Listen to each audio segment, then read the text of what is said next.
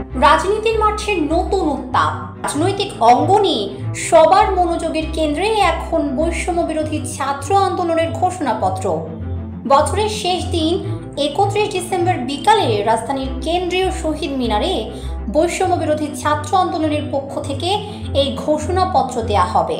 এরই মধ্যে সংগঠনটির একাধিক কেন্দ্রীয় সমন্বয়ক ফেসবুকে পোস্ট দিয়ে বিষয়টি নিয়ে রাজনীতির মাঠ গরম করে তুলেছেন।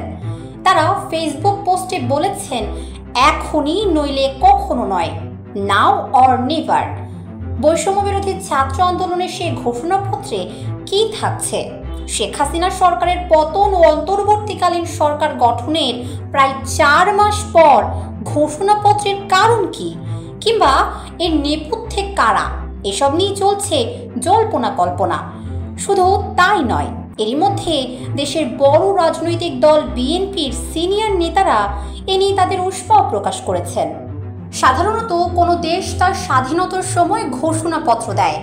বাংলাদেশের বেলায় যেটি দিয়েছিল মুক্তিযুদ্ধ চলাকালীন অস্থায়ী সরকার 1971 সালের 10 এপ্রিল। এখন বৈষম্য বিরোধী ছাত্র আন্দোলনের নেতারা তাদের ঘোষণাপত্রের বিষয়বস্তু নিয়ে কিছুটা ইঙ্গিত দিয়েছেন। রবিবার এক সংবাদ সম্মেলনে তারা বলেছেন, এই ঘোষণাপত্রে 72 সালের সংবিধানের কবর দেয়া হবে, কারণ এই সংবিধান মুজিববাদী সংবিধান। তারা এই ঘোষণাপত্রকে সেকেন্ড রিপাবলিকের ঘোষণাপত্র বলতে চাইছেন, যাকে অন্যভাবে বলা চলে বাংলাদেশের দ্বিতীয়বার জন্মের ঘোষণাপত্র। ছাত্রদের এই ইঙ্গিতকে বিএনপি ভালোভাবে নিচ্ছে না। দলটির স্থায়ী কমিটির সদস্য মির্জা আব্বাস বলছেন, মুক্তিযুদ্ধের শহীদদের রক্তের বিনিময়ে পাওয়া 72-এর সংবিধান কেউ কবর দিতে চাইলে কষ্ট লাগে। সংবিধান কোনো রাফ খাতা নয় যে কেউ চাইলেই তা ছুঁড়ে ফেলতে পারে বলে মন্তব্য করেন তিনি। বর্তমান অন্তর্বর্তীকালীন সরকারটি বৈষম্য বিরোধী আন্দোলনকারী ছাত্রদেরই সরকার। একাধিকবার কথা বলেছেন প্রধান উপদেষ্টা সহ বিভিন্ন উপদেষ্টা। তাই রাজনৈতিক অঙ্গনে প্রশ্ন উঠছে, ছাত্রদের এই ঘোষণাপত্রের নেপথ্যেও কি সরকারের কোনো হাত আছে? হয়তো সেই প্রশ্নের জবাব দিতে কিংবা সন্দেহ দূর করতে কথা বলেছেন প্রধান উপদেষ্টার তথ্য সচিব। তিনি এক সংবাদ সম্মেলনে জানিয়েছেন, বৈষম্য বিরোধী ছাত্র আন্দোলনের ঘোষণাপত্রের সাথে সরকারের কোনো সম্পর্ক নাই। এটি একেবারেই বেসরকারি উদ্যোগ বা প্রাইভেট ইনিশিয়েটিভ।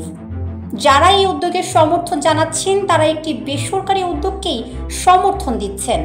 সংবিধান সহ বিভিন্ন সংস্কার এবং নির্বাচনের সময় নিয়ে এরই মধ্যে অন্তর্বর্তীকালীন সরকারের সাথে বিএনপির দূরত্ব বেড়েছে। এ কারণেই বৈষম্য বিরোধী ছাত্র আন্দোলনের নেতাদের কথা বা কাজ সরকারের মনোভাবেরই প্রতিফলন কিনা, এ নিয়ে বিএনপি নেতাদের মধ্যে কখনো কখনো সন্দেহ দেখা দেয়। হয়তো বৈষম্য বিরোধী ছাত্র আন্দোলনের ঘোষণাপত্র নিয়ে সেই সন্দেহ দূর করতেই এ নিয়ে সংবাদ সম্মেলনে কথা বলেছেন প্রধান উপদেষ্টার তথ্য সচিব।